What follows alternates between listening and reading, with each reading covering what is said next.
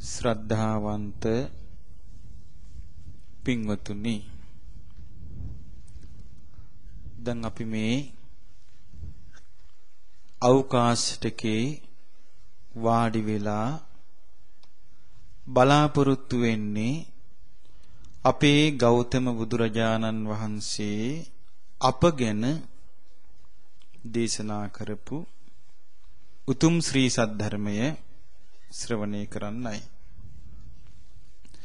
ගෞතම බුදුරජාණන් වහන්සේ මේ සංසාරේ ගමන් කරන සත්වයාව දැක්කේ එකතැන කැරකෙන කෙනෙක් වගේ. එකතැන කැරකෙන කෙනෙක් වගේ දැක්කේ. උන්වහන්සේක උපමා කළා මෙහෙම. ඔන්න කණුවක් තියෙනවා. හයියට හිටවපු කණුවක් තියෙනවා. මේ කණුවේ දන්වැලකින් ගැට ගහපු බලු කුක්කෙක් ඉන්නවා. දැන් මේ බලු කුක්කට පුළුවන් ද හිතුමනාපට ඇවිදින්න? බෑ නේද? ඒතර මේ බලු කුක්ක කැරකෙන තාක් කැරකෙන්නේ කුමක් වටේද? කණුව වටේ කැරකෙන්නේ. බලු කුක්ක ලගින තාක් ලගින්නේ කණුව ඇසුරු කරගෙන. බලු කුක්ක නිදන තාක් නිදන්නේ කණුව ඇසුරු කරගෙන. බලු කුක්කට මේ කණුවෙන් නිදහස් වෙන්න විදියක් නැත්තේ මොකද? දන්වැලකින් ගැට ගහලා නිසා නිදහස් වෙන්න බැරි. බුදුරජාණන් වහන්සේ වදාලා, මහණෙනි, මේ සංසාරේ ගමන් කරන සත්වයා ඔන්න ඔය වගේ කෙනෙක්. එයාට නිදහස් වෙන්න බෑ. මොකෙන්ද නිදහස් වෙන්න බැරි එයාට? එයාට නිදහස් වෙන්න බැරි පඨවි ධාතුවෙන්. එයාට නිදහස් වෙන්න බෑ ආපෝ ධාතුවෙන්. එයාට නිදහස් වෙන්න බෑ තේජෝ ධාතුවෙන්, වායෝ ධාතුවෙන්. දැන් මේ බලන්න, දැන් මේ පොළව මොකද්ද? පඨවි ධාතු. අපේ මේ ශරීරයේ මේ ගුරුසු දේවල් පඨවි ධාතු. දැන් මේ පොළවට යම් පීඩනයක් තියෙනවද? සිරුරට පීඩනයක් තියෙනවද? අපි විඳවන්නේ නැද්ද දැන් ඒක? අන්න අපිට නිදහස් වෙන්න බෑ. එතන අපිට නිදහස් වෙන්න පුළුවන් කමක් ඇති කරගන්නයි උන්වහන්සේ මේවා දේශනා කරන්නේ. ඊළඟට අපිට මේ ඒ සතරමා ධාතු කියලා කියන්නේ රූප. රූපේ කියලා කියන්නේ නැසී වෙනසී යන දේ. බුදුරජාණන් වහන්සේ වදාලා අර බලු කුක්කා, දන්වැලෙන් ගැට ගහපු බලු කුක්කා කණුවේ ගැට ගැහුවට පස්සේ කණුව ඇසුරු කරගෙන ඉන්නවා වගේ, කණුව වටේ කැරකින වගේ අපි කැරකි ඉන්නේ ඔන්න ඔය රූපස්කන්ධයට. කැරකි ඉන්නේ කොහොමද? මං ඉස්සර මේ වගේ රූපයක් ඇතුව හිටියා. දැන් මට මේ වගේ රූපයක් තියෙනවා. අනාගතේ මට මේ වගේ රූපයක් ලැබෙන්න ඕනේ. අන්න කැරකෙනවා. එතකොට එයා කැරකෙන්නේ කුමක් වටාද? රූපේ වටා. මොන රූපේ වටාද? සතරමා ධාතුන්ගෙන් හටගත්තු රූපේ වටා.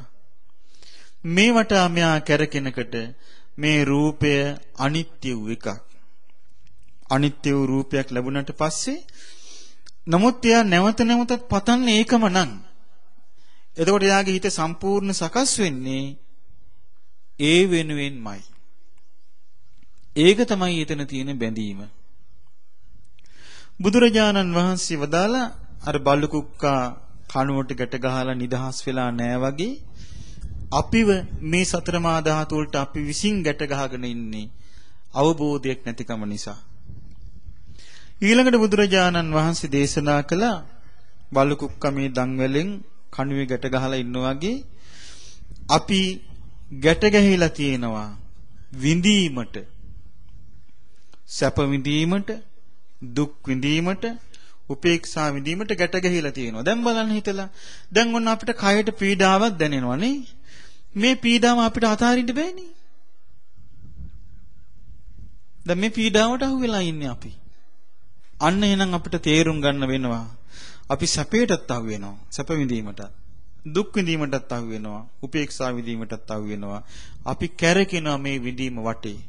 දැන් අපි බලාපොරොත්තු වෙනවා ඉක්මනට හවස් වෙනකන්. අපි බලාපොරොත්තු වෙනවා එක්ක මේ අහස වලාකුළු වලින් වැහෙනකන්. ඒ මොකටද? මේ දුක් විඳීම නැති වෙලා සැප විඳීම ලබන්න. අපි බලාපොරොත්තු වෙනවා. අපි මේ මොහොත ආදාරේලා ඊළඟ මොහොත අල්ලනවා. විඳීමක් බලාපොරොත්තු වෙන. මේ විදිහට තමයි අපි බලු කුක්කෙක් වගේ මේ විඳීමට අහු වුනේ. ඊළඟට බුදුරජාණන් වහන්සේ වදාලා මේ සත්වයා සංඥාවටත් අහු වෙනවා. සංඥාව කියලා කියන්නේ ඇහින් දකින දේ. ඇහින් දකින දේ අපි හඳුනා ගන්නවා. ඇසෙන් හඳුනා ගන්න දේ. කනෙන් හඳුනා ගන්න දේ. ශබ්ද සංඥාව. නාසයෙන් හඳුනා ගන්න දේ. ගන්ධ සුවඳ සංඥාව. දිවෙන් හඳුනා ගන්න දේ. රස සංඥාව. කයෙන් හඳුනා ගන්න දේ. පහස සංඥාව. මනසින් හඳුනා ගන්න දේ. අරමුණු සංඥා. අපි මේ හිතෙන් හැමතිස්සෙම මවන්නේ හොඳට බලන්න ඔබ හිතලා ඇත්තටම දකින්න පුළුවන් දේවල් නෙමෙයි. හිතේ අපි මවාගන්නේ සම්පූර්ණ දේවල්. ඇත්තට හම්බ වෙන්නේ අපිට ඒවා. හොඳට බලන්න හිතලා.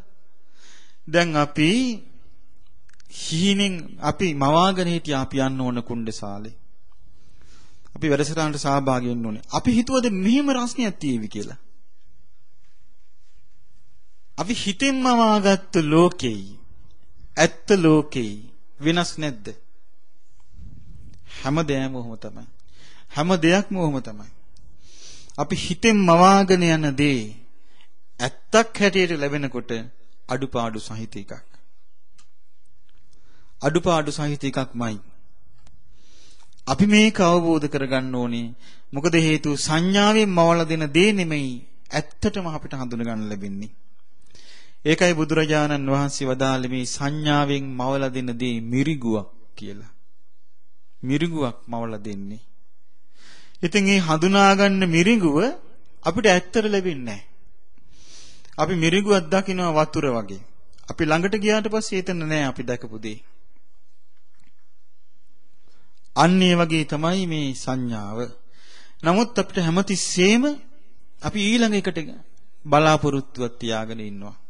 දැන් රස්නේ අපි බලාපොරොත්තුවක් තියාගෙන ඉන්නවා දැන් බලාකුළු වලින් වැහිලා යාවි කියලා. ඉෂ්ට වුණේ නැහැ තාම. ඊට පස්සේ හවස් වෙනකට අපි බලාපොරොත්තු වෙනවා දැන් අපිට ඉවරයි ඉක්මනට යන්න ලෑස්ති වෙනවා. ඒක එන්නනේ තියෙන හදිසිය වගේම ඊළඟට අපිට යන්න හදිසියක් එනවා. මෙහෙම තමයි අපි හැමතිස්සෙම හඳුනා ගන්න දේ වටා කැරකි ඉන්නේ. ඊළඟට බුදුරජාණන් වහන්සේ වදාලා අපි චේතනාව වටේ කැරකෙනවා බලු කුක්කෙක් දන්වලකින් ගැට ගහලා කණුවක ඒ කණුව වටේ කැරකින බලු කුක්ක වගේ අපි මේ චේතනාව වටේ කැරකි ඉන්නවා. චේතනා පහල කර අපි කයින් ක්‍රියා කරනවා. චේතනාවන් පහල කරමින් වචනෙන් ක්‍රියා කරනවා. චේතනාවන් පහල කරමින් සිතින් ක්‍රියා කරනවා. බුදුරජාණන් වහන්සේ වදාලා මේකේ කිසියම්ම හරයක් නැහැ කියලා. අරටුවක් හොයාගෙන මිනිස්සෙක් වනාන්තරයට ගියාම ඒ වනාන්තරයේ දකින්න හොඳ කෙලින් තියෙන හොඳ මහත කේල් ගහක්. දැකලා මේ කේල් ගහේ අගින් කපනවා, මුලින් කපනවා. කපලා කේල් ගහ පෙරලනවා. පෙරලලා හිට මේකේනා මේ කේල් ගහේ පතුරු ගලව බලනවා. අරටුවක් තිබෙනවාද කියලා. අන්න ඒ වගේ තමයි අපි මේ ජීවිතේ වටිනා දේවල් කී හොය ගියපු දේවල්. අන්තිමට කිසි දෙයක් අපිට නොලැබී යනවා. ඊට පස්සෙත් අපිට අවබෝධයක් නැහැ. ඊට පස්සෙත් අපි හිතනවා ඊළඟ ජීවිතේත් අපිට මේ වගේම මනුස්ස ජීවිතයක් ලැබෙවි. හොඳට හොයලා බලන්න. කෙනෙක් එක කතා කරලා බලන්න. බොහෝ දෙනෙකුගේ අදහස ආයිමත් මිනිස් ලෝකේ උපදින්නයි. මේ මහා දුක් විඳිනවා. පීඩා විඳිනවා. කම්කටොළු විඳිනවා. කරදර විඳිනවා. විඳ කැමති වෙන්නේම ආයමත් මෙහි උපදින්න.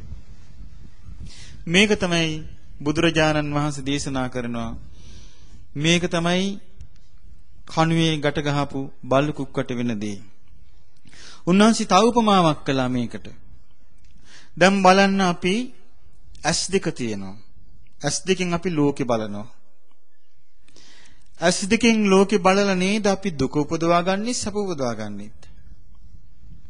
කන් දෙක තියෙනවා. කන් දෙකෙන් අපි ලෝකෙට සවන් දෙනවා. කන් දෙකෙන් ලෝකෙට අහුම්කම් දීලා නේද අපි දුක් සැප දෙකම ලබා ගන්නෙ. නාසය තියෙනවා. නාසයෙන් ගඳ සුවඳ ආග්‍රහණය කරනවා. අපි ඒකෙන් දුක් සැප විඳිනවා. දිව තියෙනවා. දිවෙන් අපි රසය ලබා ගන්නවා. ඒකෙන් දුක් සැප විඳිනවා. කයට පහස ලැබෙනවා. ඒකෙන් දුක් සැප විඳිනවා. මනසට අරමුණු හිතෙනවා. හිතා අපි ඒ අරමුණු ඔස්සේ දුක් සැප ලබා ගන්නවා. බුදුරජාණන් වහන්සේ මේක උපමාවක් පදාලා. මොකද්ද මේ ජීවිතේ? උන්වහන්සේ පෙන්වා දුන්නා යවමිටියක් තියෙනවා. මේ යවමිටිය පාරයිනි දාලා හිට මිනිස්සු 6 දිනක් ඇවිදිලා පොළු වලින් තලන්න ගන්නවා මේ යවමිටිය. යවමිටිය පොළු වලින් තලනකට කාලයක් ගියාම මේ යවමිටියට මොකද වෙන්නේ? හොඳට තැලිලා යනවා. මේ වගේ තමයි අපිත්. බුදුරජාණන් වහන්සේ පෙන්වා දෙනවා ඇසකන නාසය දිවකය මනස කියන ආයතන හය ලබාගත් පුද්ගලයා යවමිටියක් වගේ. ඇහෙන් රූප වල බලා කනෙන් ශබ්ද අසාසා නාසයෙන් ආග්‍රහණය කරමින් දිවෙන් රස විඳිමින් කයින් පහස ලබමින් හිතින් හිතා සෑහීමකටපත් නොවන ජීවිතයක් අපි ලබාගෙන තියෙනවා. කෙලවරක් නැති පීඩාවන් විඳිනවා යවමිටියක් තැලෙනවා වගේ. යවමිටියක් පොළු හයකින් තලා ගන්නවා වගේ අපි මේ රූප ශබ්ද ගන්ධ රස ස්පර්ශ කියන මෙව්වෙන් අපි තැලෙන්නේ. ඉතින් මේ නිසා බුදුරජාණන් වහන්සේ වදාලා 7 වෙනි පුරුෂයෙක් එනවා තව පොල්ලක් අරගෙන. ඇවිල්ලා යවමිටියට 7 වෙනි පාරක් ගහනවා වගේ. බුදුරජාණන් වහන්සේ වදාලා මේ මිනිස්යා අනන්ත පීඩා විඳ ආයමත් කල්පනා කරනවා මං ආයමත් මනුස්ස ලෝකෙ උපදින්න ඕනේ. මට ආයෙත් උපදින්න ඕනේ කියලා ආයමත් කල්පනා කරනවා. මේක තමයි කියනවා පුද්ගලයා අර යවමිටියේ 7 වෙනි පොළු පාරෙන් කණ එක. ඒ කියන්නේ කොයිතරම් දුක් පීඩා විඳ හිටියත් එයා කල්පනා කරන්නේම ආයමත් උපදින්න. මේක ඇතිවීමක් නෑ. ඉවරවීමක් නෑ. ඇතිවීමක් නෑ. සම්පූර්ණ වීමක් නෑ. ඒ නිසා පින්වතුනි අපි මේ සංසාරයේ ගෙවලා තියෙන කාල පරිච්ඡේදය මෙච්චරයි කියලා කියන්න බෑ. අපි කොච්චරවත් මිනිස්සු වෙලා හිටියා. ඒ හැම ජීවිතේදීම ලැබුණේ මේ වගේම ශරීරයක්. අපිට මේ හැම ජීවිතේදීම ලැබුණේ මේ වගේ ශරීරයක්. මිනිස් වෙලා ඉපදිලා ඉඳෙද්දී අපි හැම ජීවිතයකම සමහර විට මීට වඩා සැප විඳ සමහර විට මීට වඩා දුක් විඳා. ඒ නිසා බුදුරජාණන් වහන්සේ වදාලා දුක් විඳින මිනිස්සෙක් දැක්කහම මේ මිනිස්සයා දිහා බලලා හිතන්න කියනවා මේ විදිහට මං සංසාරේ කොච්චර දුක් විඳින්න ඇද්ද? ලෙඩ දුක් විඳින රෝගී තත්ත්වයටපත් වෙච්ච අන්ත අසරණ පුද්ගලයෙක් දැක්කහම විරූපී පුද්ගලයෙක් දැක්කහම අතපය කොර වෙච්ච පුද්ගලයෙක් දැක්කහම හිතන්න කියනවා මේ වගේ මට සංසාරي කොච්චර ලැබිලා ඇද්ද? ඊළඟට අපිට දකින්න ලැබෙන ලස්සන රූපයක් තියෙන මිනිස්සෙක් ලස්සන වස්ත්‍ර ඇඳගෙන ලස්සනට යනවා දැක. එහෙම දැකලා කල්පනා කරන්න කියනවා මේ වගේ අය මං කොච්චර සංසාරේ මේ වගේ සැප විඳලා ඇද්ද? මේ වගේ ඉඳලා ඇද්ද? මේ වගේ ලස්සනට මං කොච්චර ඉඳලා ඇද්ද කියලා හිතන්න කියනවා. අන්න එතකොට තමයි අපිට තේරෙන්නේ මේක මේ කෙහෙල් ගහක් පතුරු ගහනවා වගේ මේ සංසාරේ අපි මේ දිගින් දිගටම ආවේ. මේක ඉවරයක් නෑ පින්වතුනි. ඔබ හිතලා බලන්න පොඩ්ඩක්. දකුණු පළාතේ ඉපදිච්ච අයට සිහිනකින්වත් නොසිතූ දෙයක් දෙසැම්බර් 26 වෙනිදා සිද්ධ වුණා. පසුගිය දෙසැම්බර් 26 වෙනිදා. ඒ වතුර සම්පූර්ණයෙන්ම මොහොත යටින්ම රත් වෙච්ච ගිනි වතුරක් වගේ රස්නි වතුරක් තමයි ආවේ සුනාමියට. ඇවිල්ලා ඔක්කොම කඩාගෙන විනාශ වෙලා ගියා. ඊට පස්සේ මේ වගේ කට්ට අවුවේ ඊට පහවදා ඉඳලා මිනිස්සු ගිහිල්ලා සමහරට ඔබ දකින්න ඇති. Taman හිටපු තැන්වල මෙන්න මෙතනයි මගේ ගේ තිබුණේ. අඬා කියනවා. අවුවක් තේරෙන්නේ නැහැ යාට. රස්නියක් තේරෙන්නේ නැහැ. මෙන්න මෙතනදී මගේ දුව ගහගෙන ගියේ. මෙන්න මෙතනදී මගේ පුතා ගහගෙන ගියේ. අඬා කියනවා. මුහුද දිහා බලනවා මහා බයෙන් බලනවා. පොඩියට හරි රැලක් උඩට එනවා නම් මහා තැති ගැනීමකට ලක් වෙනවා. බලන්න මේ කයක් ලැබුණාට පස්සේ මූණ දෙන්න තියෙන දේවල්. අනික ඒ වගේ විතරක් නෙමෙයි. මිනිස්සෙකුට යම් ආකාරي රෝගයකින් පීඩා විඳින්න තියෙනවා නම් මේ ශරීරය ලැබුණාට පස්සේ හැම දෙයක්ම අපිට උරුමයි. මිනිස්සෙකුට යම් ආකාර දුකකින් පීඩා විඳින්න වෙනවා නම් මෙවැනි කයක් ලැබුණාට පස්සේ අපිට හැම දුකක්ම උරුමයි. මිනිස්සෙකුට යම් කායික මානසික වේදනා විඳින්න ලැබෙනවා නම් මෙවැනි කයක් ලැබුණාට පස්සේ හැම එකක්ම උරුමයි. ඒ නිසා පින්වතුනි අපි හැම කාලෙම කලේ මොකද්ද? අපි හිතෙන් මවාගත්ත දුක් නැති තැනක්. අපි හිතෙන් මවාගත්ත සැප විඳින තැනක්. අපි හිතෙන් මවාගත්ත වයසට යන්නේ නැති තැනක්. ඒ මවාගත්ත එක ලැබෙයි කියලා අපි ඊළඟ ආත්මේ පතනවා. ඊළඟ දිහාවේ පතනවා.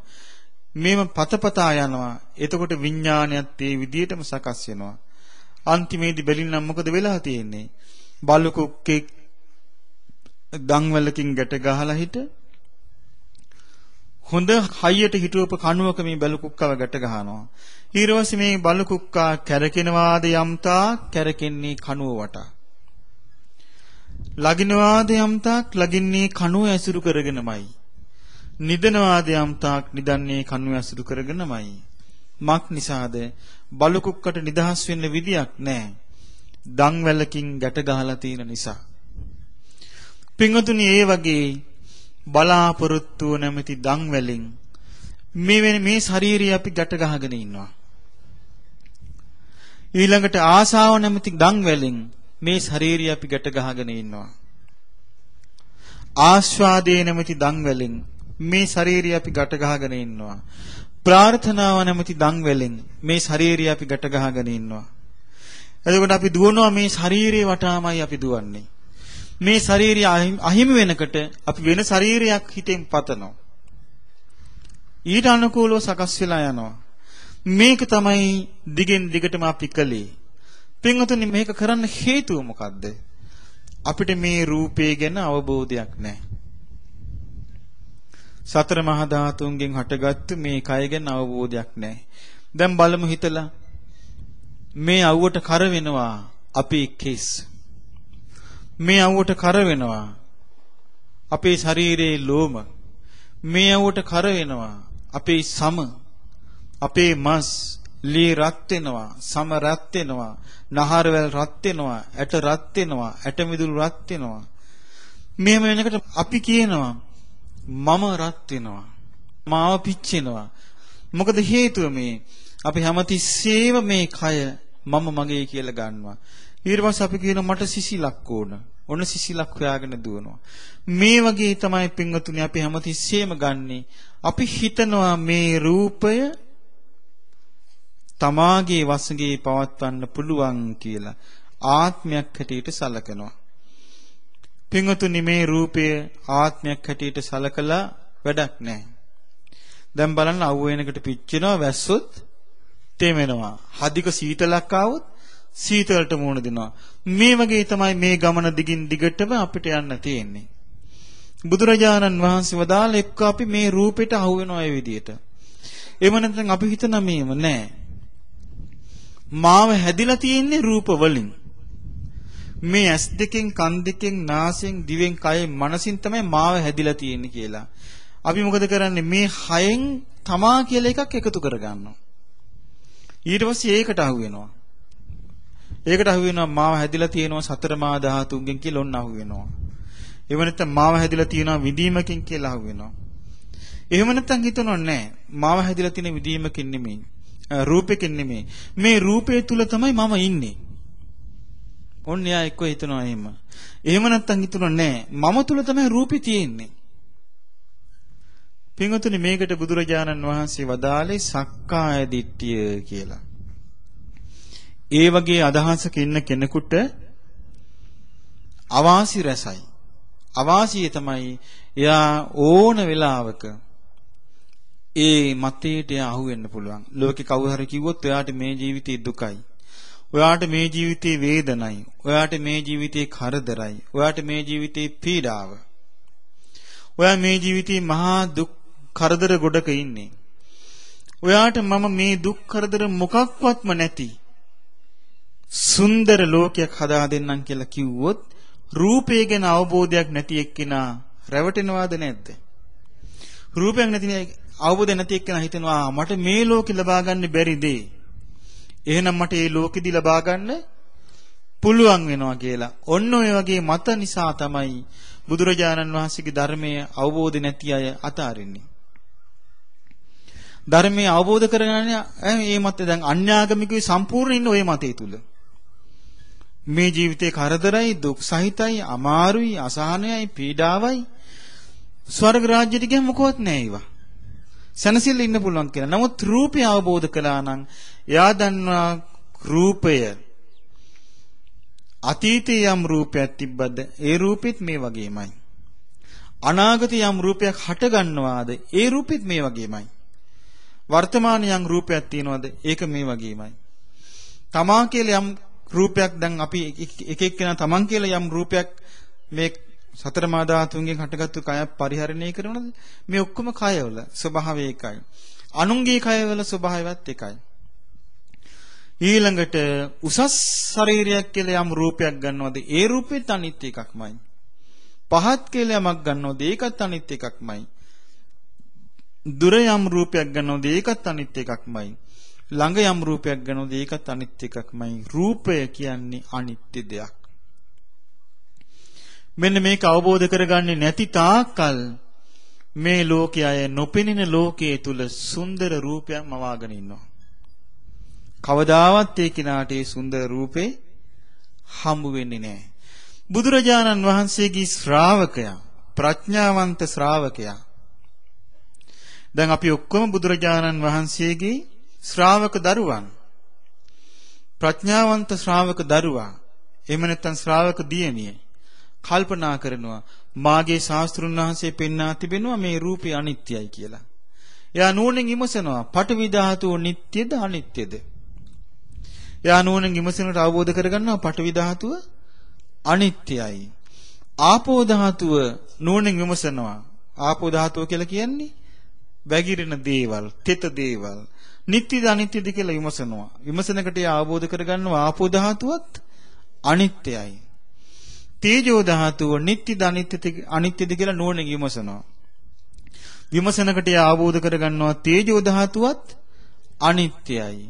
වායෝ ධාතුව නුවණින් විමසනවා යා නිට්ටයද අනිත්‍යද කියලා අවබෝධ කරගන්නවා ඒකත් අනිත්‍යයි. එහෙනම් මේ ලෝකේ යමක් අපට රූපයක් හැටියට දකින්න ලැබෙනවද? අන්නේ සියලුම දේවල් අනිත්‍ය වූ දේවල් බව, අනිත්‍ය වූ රූපය බව බුදුරජාණන් වහන්සේගේ ශ්‍රාවක දරුවන්, ශ්‍රාවක දියණිවරුන් අවබෝධ කරගන්නවා. යම් කිසි කෙනෙක් බුදුරජාණන් වහන්සේගේ ශ්‍රාවකත්වයට පත් වුණාද ඒ ශ්‍රාවකත්වයට පත් වුණ කෙනා ලබන විශේෂ ඥානයක් ඔය. ඔය ඥානය පෘථග්ජන කෙනාට හිමි නැහැ. ඔය ඥානය පෘථග්ජන කෙනාට ගෝචර වෙන්නෙත් නැහැ. පෘථග්ජන කෙනාට අඳුනා ගන්නත් බෑ. පෘථග්ජන කෙනෙක් හිතනවා මේ ලෝකේ අනිත්‍ය දේවල් යාඥාවකින් නිට්ටය කරන්න පුළුවන් කියලා. පෘථග්ජන කෙනා හිතනවා මේ ලෝකේ අනිත්‍ය දේවල් ප්‍රාර්ථනාවකින් නිට්ටය කරන්න පුළුවන් කියලා. පෘථග්ජන කෙනා හිතනවා මේ ලෝකේ අනිත්‍ය දේවල් සුබ නැකතකින් සුබ නිමිත්තකින් නැකතට හිසතෙල් ගාලා මේක නිට්ටය කරන්න පුළුවන් කියලා. කරන්න බෑ. බුදුරජාණන් වහන්සේගේ ප්‍රඥාවන්ත ශ්‍රාවක පුතණුවන් ප්‍රඥාවන්ත ශ්‍රාවක දියණිවරුන් අවබෝධ කරගන්නවා මාගේ ශාස්ත්‍රු වූ සම්බුදුරජාණන් වහන්සේ මට පෙන්වා දීලා තියෙන ධර්මයට අනුව මම බලන්නේ ලෝකෙ දිහා. බලනකොට මට නිත්‍ය දෙයක් දකින්න ලැබෙන්නේ නැහැ. එහෙනම් මේ මිනිස්යන් ඒකාන්තයෙන්ම මුලා වීමක් නිසාමයි මේ අනිත්‍ය දෙයකට මුහුණ දෙමින් නිත්‍ය දෙයක් පතමින් ඉන්නේ. අවබෝධ කරගන්නවා යා. අවබෝධ කරගෙන මොකද කරන්නේ? අනිත්‍ය වූ රූපේ හට ගන්න ආකාරයත් අවබෝධ කරගන්නවා. අනිත්‍ය වූ රූපේ නැසී යාමත් අවබෝධ කරගන්නවා. මේ අනිත්‍ය වූ රූපේ ආස්වාදයක් තියෙනවා. මේ රූපී ආස්වාදයක් තියෙනවා. දැන් ඔබට පේනවා ඇති මේ වේදිකාවේ දෙපස සරසා තිබෙන නෙළුම් මල් වලට ගිය කලදසාව. දැන් උදේ ඔබ දකින්නකොට ඔබට ලැබුණා ආස්වාදයක්. ඔබ මේවා බලලා කියන්නේ තිචා ලස්සනට සරසලාද? ලස්සන වේදිකාවක්. බුදුරජාණන් වහන්සේට ලස්සන මල් පූජා කළා කියලා. ඒ ඔබ දැක්කේ මොකක්ද ඒ ලස්සන? ආස්වාදය. ඒ ආස්වාදයෙන් දැකපු රූපය නිට්ටයද අනිත්‍යද? දැන් ඔබ ඉදිරියේ මේක මේ පෑ දෙක තුනක් ඇතුළත අනිත්‍ය වෙලා ගිහිල්ලා. දැන් බලන්න මේ මල් ඔක්කොම පර වෙලා ගිහිල්ලා. ඒ මල් පෙති ඔක්කොම පිච්චිලා ගිහිල්ලා. ඇකිලිලා ගිහිල්ලා අර සුන්දරත්වේ නැහැ. එහෙනම් අපට පේන්නේ මොකද්ද? මේ මල් සියල්ලම අනිත්‍යයි. මේ මල් සියල්ලම අනිත්‍යයි. එහෙමනම් අපි මේවට ආසාවක් උපදවාගෙන හිටියනම් අනේ මගේ මල මේක කොච්චර ලස්සනයිද කියලා අපිට තේරෙනවා. එහෙනම් අපි මේ රැවටුණා තමයි. එහෙනම් අපි කරන්න තියෙන්නේ මොකද්ද? ආසාව දුරු කිරීමයි. ඒක තමයි නිස්සරණය. එහෙමනම් බුදුරජාණන් වහන්සේගේ ශ්‍රාවකයා ආස්වාදයත් ආදීනවයත් නිස්සරණයත් කියන තුනයි සමුදයත් අස්තංගමයත්. ඒකේ සමුදය කියන්නේ රූපේ හට ගැනීම, අස්තංගමය කියන්නේ රූපේ නැතිවීම. රූපේ ආස්වාදේ, රූපේ ආදීන, රූපේ නිස්සරණ. මෙන්න මේ කරුණු පහ ඔස්සේ ඔබ සතර මහා ධාතුගෙන් හටගත්තු මේ ශරීරය, මේ රූපය අවබෝධ කරගත්තා නම් රූපේ පිළිබඳ සක්කාය දිට්ඨියෙන් ඔබ නිදහස් වෙනවා. එතකොට ඔබ රූපේ පිළිබඳ මුලා වෙන්නේ නැති කෙනෙක්. යම් කෙනෙක් මුලා වෙනවාද? එතකොට ඔබ අවබෝධ කරගන්නවා මෙයා මුලා වෙන්නේ මේ රූපේ පිළිබඳව කරුණු පහක් නොදැනීම නිසාමයි. මොකක්ද මේ රූපේ පිළිබඳ කරුණු පහ? රූපේ හට ගැනීම, රූපේ නැතිවීම, රූපේ ආස්වාදය, රූපේ ආදීනවය, නිස්සරණය කියන මේ කරුණු පහ අවබෝධ නොවන තාක් තමයි මිනිසයන් මේ රූපයට මුලා වෙන්නේ. මේ රූපෙහි වසඟ වෙන්නේ. මේ රූපයට රැවටෙන්නේ. රූපය හඳුනා නොගන්නේ. රූපේ දිහා බලන්නේ තේරුම් ගන්න නැත්තේ. ඒ නිසා මේ ලෝකේ යම් අතීතයේ යම් රූපයක් තිබ්බද ඒ රූපයත් ওই ලක්ෂණ වලින් යුක්තයි. අනාගතයේ යම් රූපයක් තිබ්බද ඒ රූපයත් ওই ලක්ෂණ වලින් යුක්තයි. වර්තමානයේ යම් රූපයක් තියෙනවද ඒ රූපයත් ওই ලක්ෂණ වලින් යුක්තයි. තමා කියලා යම් රූපයක් කතා කරනවද ඒකත් මේ ලක්ෂණ වලින් යුක්තයි. අනුන් කියලා යම් රූපයක් ගැන කියනවද එයත් ওই ලක්ෂණ වලින් යුක්තයි. ඊළඟට හොඳයි, ප්‍රණීතයි, සුන්දරයි කියනවද ඒ රූපයත් ওই වගේමයි. කැතයි කියනවා නම් ඒ රූපෙත් ඒ වගේමයි. දුර ළඟ තියෙන සෑම දෙයක්ම අනිත්‍ය වෙලා යන රූප.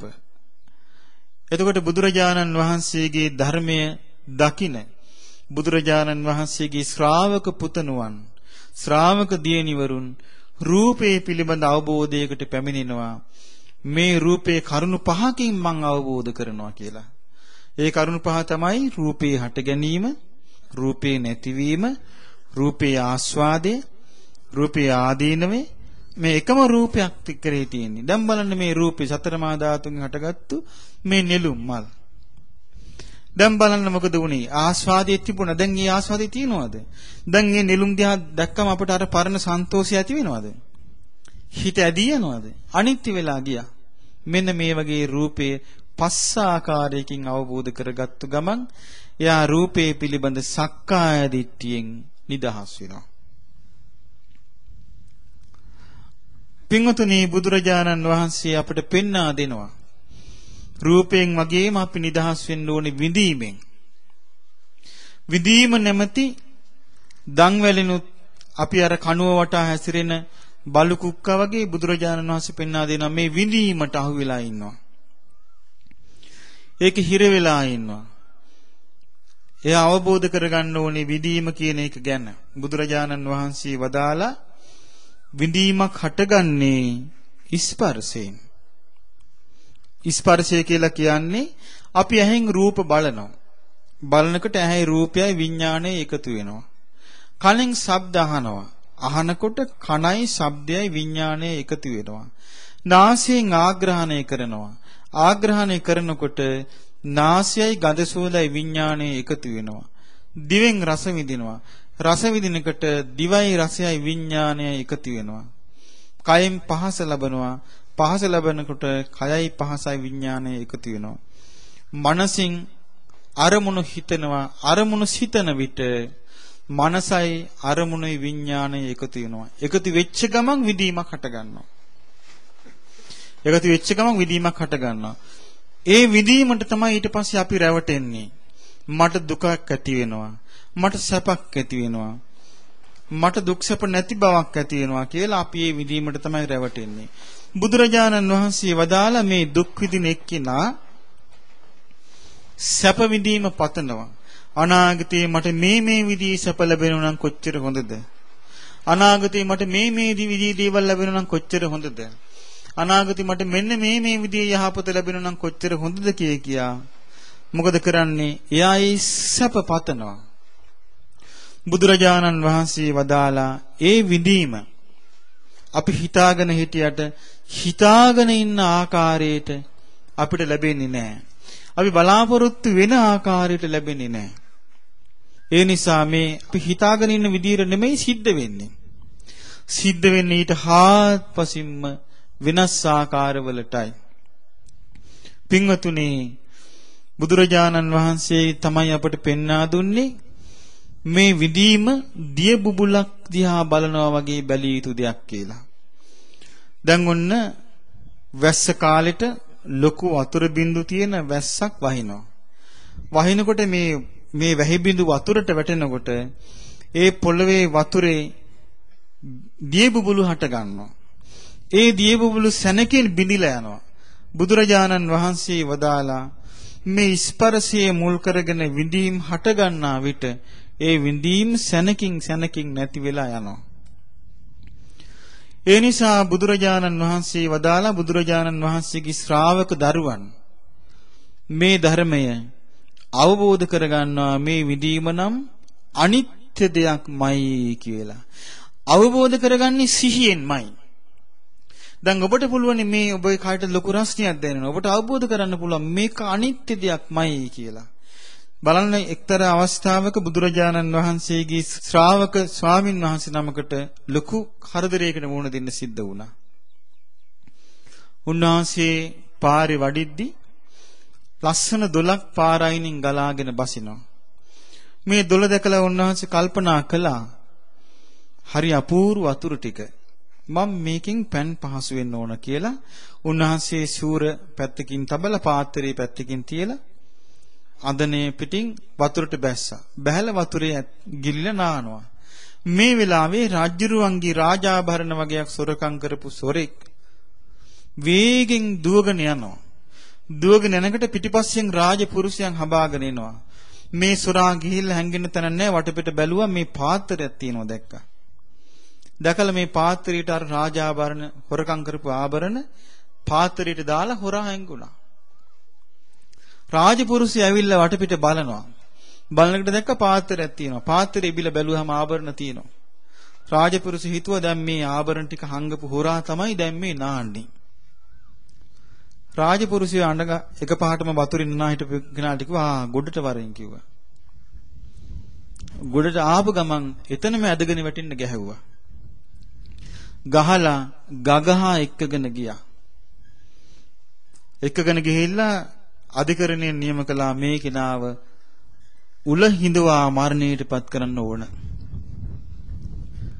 ඉතින් මොකද කළේ? මේ ස්වාමින් වහන්සේව උල හිඳෙව්වා. මේ ස්වාමීන් වහන්සේ කල්පනා කරනවා මෙහෙම රූපය කියන්නේ අනිත්‍ය දෙයක්මයි. මේ වේදනාව කියන්නේ අනිත්‍ය දෙයක්මයි. සංඥාව කියන්නේ අනිත්‍ය දෙයක්මයි. සංස්කාර කියන්නේ අනිත්‍ය දෙයක්මයි. විඥානය කියන්නේ අනිත්‍ය දෙයක්මයි. මම මේක මගේ කියලා ගත්තු නිසායි මේ වගේ පීඩා විඳින ජීවිත මට මේ ලැබෙන්නේ. මට බුදුරජාණන් වහන්සේගේ පිහිට විතරයි දැන් තියෙන්නේ කියලා ධර්මයේ සිහි කරන්න පටන් ගන්නකොට බුදුරජාණන් වහන්සේ දැක්කා තමන් වහන්සේගේ ශ්‍රාවක දරුවෙක් වදක භූමියක උලක හිඳවලා ඉන්නවා.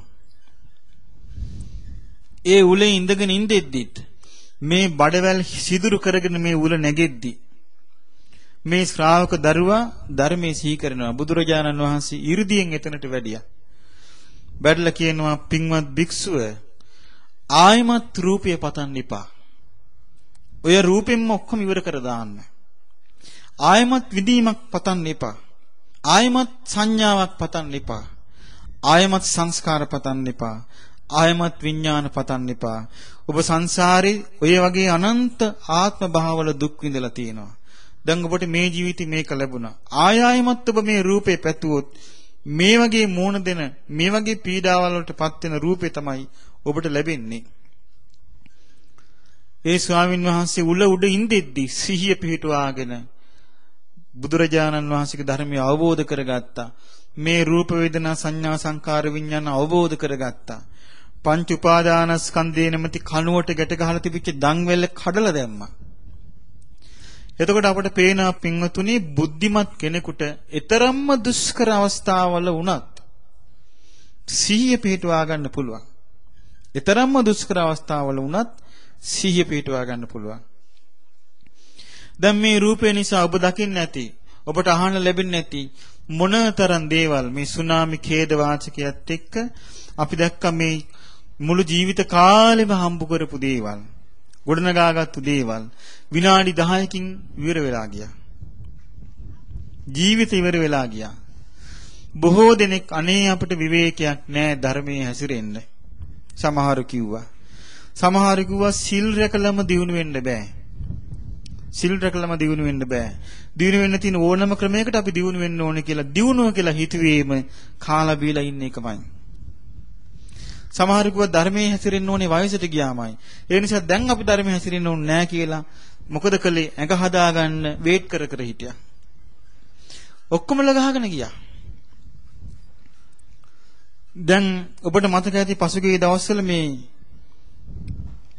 ඒ අපේ පොල් ගහ වෙලා අසපුව කිට්ටු යාංගල් මෝදර හන්දියේදී බස් එකක් අහුණා කෝච්චියට, ශීඝ්‍රගාමී කෝච්චියකට. ඒ බස් එකේ අම්මයි දුවයි මගුල් ගෙදර යන ලෑස්ති වෙලා බස් එකේ නැගලා ආවා. දුවගේ මල සිරුර හම්බ වුණා. අම්මගේ මල සිරුරවත් නැහැ. බලන්න මේ රූපේ ස්වභාවය.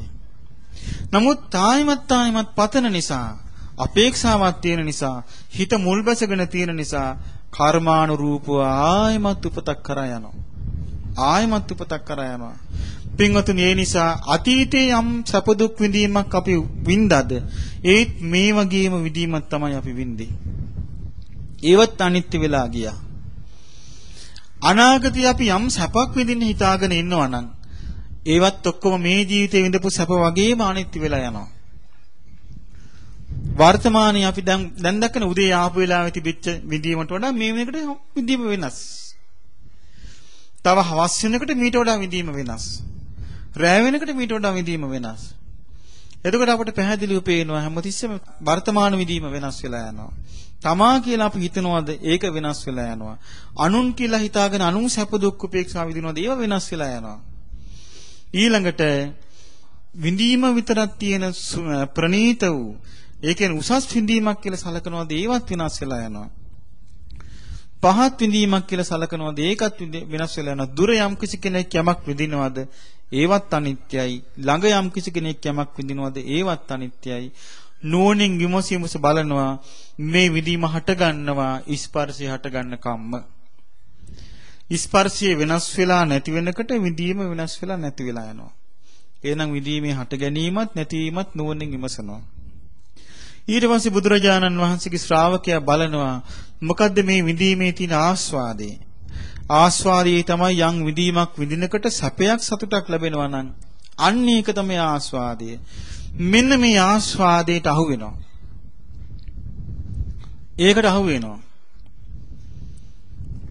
ඒකට අහු වෙන්නේ මොකද? මේක අනිත්‍යයි කියලා දන්නේ නැහැ. බුදුරජාණන් වහන්සේ වදාලා යම් විඳීමක් ඇද්දේ විඳීම අනිත්‍යයි, දුකයි, වෙනස් වෙන ස්වභාවයෙන් යුක්තයි. ඒක තමයි ආදීනවය. මේ නිසා විඳීම කෙරෙහි යම් ඇල්මක් ඇද්දේ ඒක දුරු කරාම ඒක තමයි නිස්සරණේ.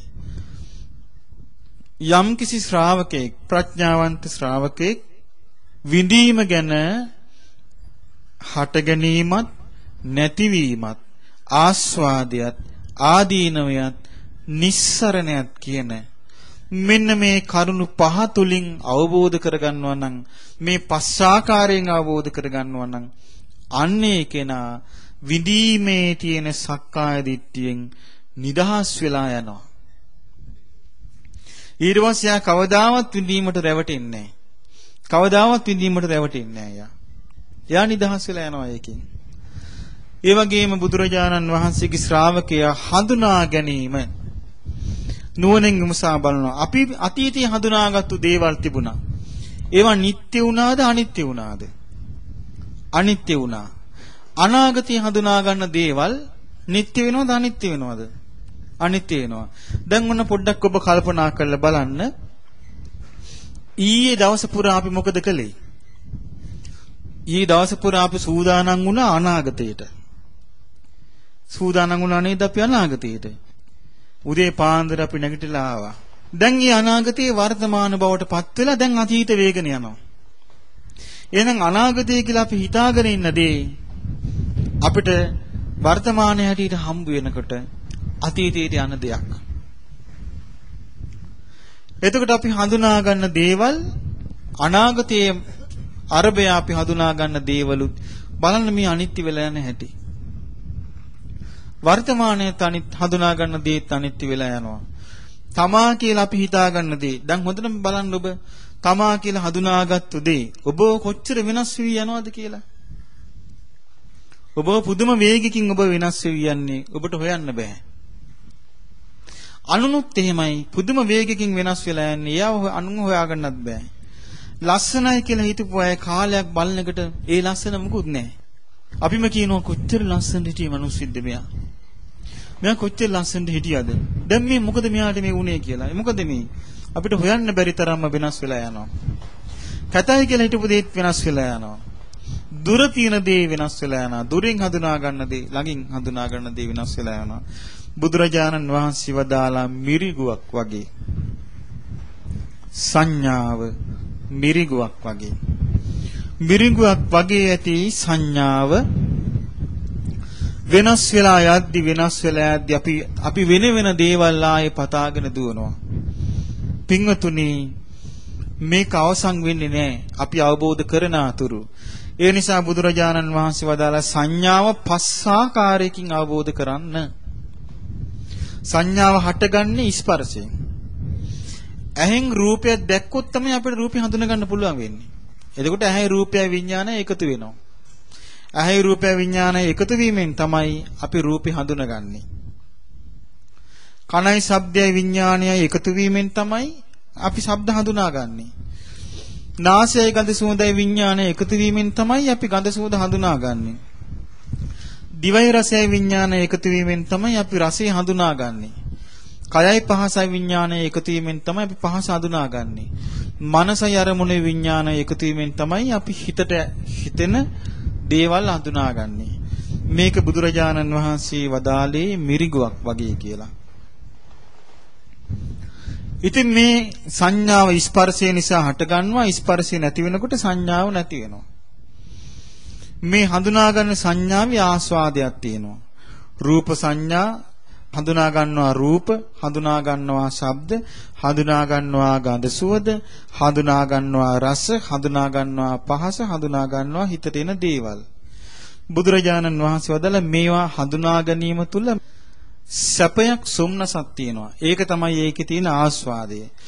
මේ ආස්වාදයට මේ ලෝකේ රැවටෙනවා. මේ ලෝකේ මුලා වෙනවා. බුදුරජාණන් වහන්සේගේ ශ්‍රාවකයා මුලා වෙන්නේ නැහැ. එයා දකිනවා ඒ ආස්වාදයෙන් හඳුනා ගන්නා වූ ආස්වාදයේ තිබෙන්නා වූ සංඥාව හඳුනා ගැනීම. ආදීනවයක් අනිත්‍යයි. දැන් ඔබ ඇහින් බැලුවා මේ වේදිකාවේ තිබිච්ච නිලුම් මල්. උදේ ඇවිල්ලා බැලුවා ඇහින්.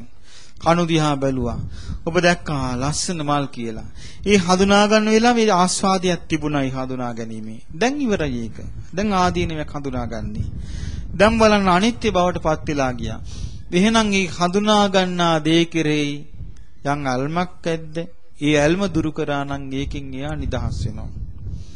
එතකොට සංඥාවේ ආස්වාදයත් ආදීනවයත් නිස්සරණයත් කියන මෙන්න මේ කරුණු පහ හට ගැනීම නැතිවීම ආස්වාදී ආදීන නිස්සරණ කියන කරුණු පහ අවබෝධ කරගත්තු ගමන් එයා සක්කාය දිට්ඨියෙන් සංඥා පිළිබඳ සක්කාය දිට්ඨියෙන් නිදහස් වෙලා යනවා.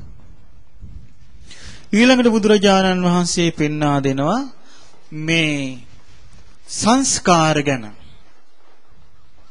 සංස්කාර ගැන පෙන්වා දෙනවා මේ සංස්කාර කෙහෙල් කඳන් වගේ කියලා. ආරටු රහිත කෙහෙල් කඳන් වගේ කියලා. අපේ ජීවිතේ වගේ එකක්. පින්වතුනි බුදුරජාණන් වහන්සේගේ ධර්මයේ තුල තියෙනවා මේ ප්‍රේතයන් ගැන විස්තර.